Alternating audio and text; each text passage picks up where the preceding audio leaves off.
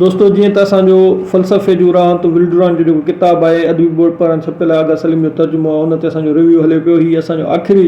Review आहे हिन किताब ते हिन खां पोइ असां तारीख़ जो फ़लसफ़ो ॿियो किताबु अकबर बिगाड़ जो खणंदासीं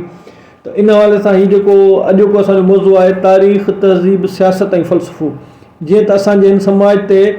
नज़र फिराइजे त अॼु असां जंहिं तरक़ीअ जे आला नुक़्ते ते पहुता आहियूं पोइ उहा तरक़ी मादी हुजे साइंसी हुजे नज़रियात हुजे तहज़ीब हुजे इख़लाक़ी हुजे या इंसानी समाज जे समूरे इर्तिक़ा जो अहम सबबु तारीख़ जो इल्मु ॼाण ऐं नॉलेज आहे। जेकर माज़ीअ में कयल इंसानी ॾांहं जे तजुर्बनि मुशाहिदनि मुताइलनि जो निचोड़ असां ताईं न पहुतल हुजे हा त पोइ असां शायदि अञा पथर जे दौर में रहंदा हुजूं हा। पर इहा तारीख़ जे इल्म जी असां ते महिरबानी आहे जो असां ॾांहुं न रुॻो असांजे वॾड़नि जो पर दुनिया जी कुंड कुछ में इंसानी समाज में थियल इर्तिक़ा खे असां ताईं पहुचायो। असांजी मादी साइंसी असां अॼु जी मादी साइंसी तहज़ीबी इख़लाक़ी हवाले सां हिकु आला इंसानी समाज अॾण में कामयाबु थिया आहियूं। इन तारीख़ जे सफ़र खे ॾिसिजे त तारीख़ जी जेका इर्तिक़ा थी आहे उन में जॾहिं तारीख़ लिखी वई त तारीख़ में अॻु में रुॻो हीरो वर्शिप यानी उहो कंहिं हिकु फ़र्द उहे फ़र्द जेकी ताक़तवर हुआ इल्मी तौर ते मज़हबी तौर ते इक़्तिदारी तौर ते बादशाह हुआ या दौलतमंद हुआ सिपाही हुआ या सिपा सलार हुआ पर चूंड ऐं ख़ासि माण्हुनि क़ौमुनि फ़र्दनि जो ज़िक्र तारीख़ सम्झो ईंदो पर पोइ उन में इर्तिक़ा थी ऐं तारीख़ जे मख़सूस नज़रियनि तारीख़ जे मुख़्तलिफ़ नज़रियनि जनम वरितो जीअं तारीख़ जी मज़हबी तशरीह तारीख़ जी जाग्राफ़ी तशरीह तारीख़ जी नस्ली तशरीह तारीख़ जी मुआशी या इक़्तिसादी तशरीह तारीख़ जी मादी तशरीह तारीख़ जी इमरानी या नफ़सियाती तशरीह तारीख़ जी तहज़ीबी तशरीह ऐं त अहिड़ी तरह ॾिठो वञे तारीख़ हिकु वसी मौज़ू आहे ऐं अॼु उन तारीख़ जे मौज़ू खे जेकर तव्हां अञा वधीक बहितर अंदाज़ में सम्झणु चाहियो था या तारीख़ जो मुतालो करणु था चाहियो ऐं तारीख़ खे सम्झणु चाहियो त पोइ असां वटि उर्दू में डॉक्टर मुबारक अली जा जेके किताब आहिनि तारीख़ ऐं तारीख़ जे हवाले सां तमामु ज़बरदस्त आहिनि। अहिड़ी तरह तारीख़ खां पोइ हटी करे जेको ॿियो फ़लसफ़े वटि सुवालु अचे थो उहो अचे थो तहज़ीब या सकाफ़त या कल्चर बि फ़लसफ़े जो अहम मौज़ू रहिया आहिनि। इंसानी तहज़ीब छड़ शिकारी कबीलाई ऐं झंगली दौर खां शुरू थिए थी। शिकारी दौर खां पोइ इंसान गारनि में रहाइश इख़्तियार कई गर्मी सर्दी खां बचण लाइ खलनि वणनि जे जेको आहे सो पननि खां वठी अॼु जे जदी लिबास ताईं इहो हिकिड़ी तहज़ीब इर्तिक़ा जो सफ़र आहे। पहिरीं अहम इंसानी तहज़ीब जे इर्तिक़ा जी पहिरीं जेका अहम मंज़िल हुई उहा इंसान जे गॾु ऐं जंहिं इंसान खे गॾिजी रहण ते मजबूर कयो उहो जेका पहिरीं इजाद हुई उहा आई अहम उहो ज़रियो जेको इंसाननि जो गॾिजी रहण उहो ॿोली हुई। ॿोली उहो ज़रियो आहे जंहिं सभ खां अवल कुझु इंसाननि पोइ क़बीलनि ऐं क़ौमुनि खे गॾाए ऐं हिकु मुनफ़रिद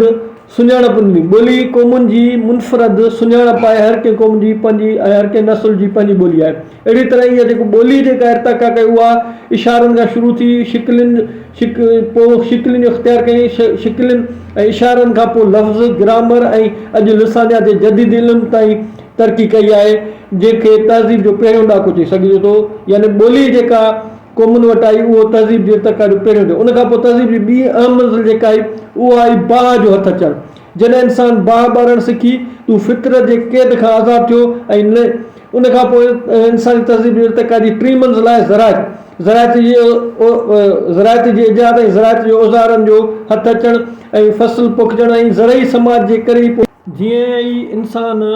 ज़रायत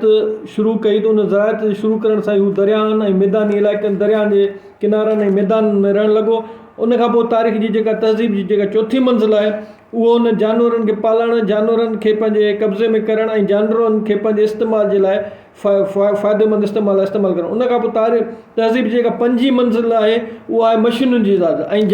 जदीद सनती दौर जो आगाज़।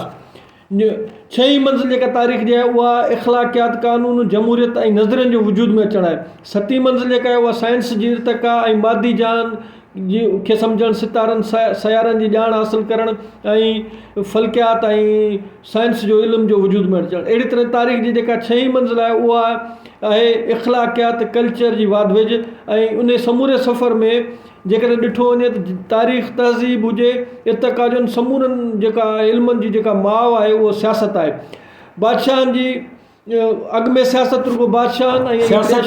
इल्मनि जी माउ आहे ऐं सियासत जेको असांजे तबक़ाती समाज में अॻु में रुॻो हिकिड़े ताक़तवर तबक़नि वटि हूंदी अशराफ़िया तबक़े वटि हूंदी पर जदीद सनती समाज खां पोइ जेका सियासत आहे उहा हिकिड़ी पोरियत ऐं मज़दूरनि जे हथ में अची ऐं पोरियत ऐं मज़दूर उन सियासत खे पंहिंजे हक़नि जे लाइ असांजे तबक़ाती समाज में पोरियत मज़दूर तबिके लाइ सियासत ग़ुलामी मां आज़ादी ऐं पंहिंजे हक़नि वठण जो ज़रियो आहे। उन करे जेसि पोरियत तबिको मुनज़म थी जदीद सनती समाज में पंहिंजे हक़नि लाइ जदोजहद करे थो ऐं उहो इनक़लाब आणे सरमाएदारियत ऐं जागीरदारियत ऐं ताक़तवर तबिकनि जो ख़ात्मो आणे थो। दोस्तो अॼु असांजे फ़लसफ़े जो राहतूं जेको किताबु आहे उनजो रिव्यू पूरो थियो आहे। वधीक तव्हां इन किताब खे जेकॾहिं तफ़सील सां पढ़ंदो तव्हांखे तमामु खोड़ सारो नॉलेज ऐं ॼाण सां हासिलु थींदी, ख़ासि तौर ते तहज़ीब, सियासत, इल्मु, अदब जे हवाले सां। उन करे तव्हां हीअ किताबु पढ़ो।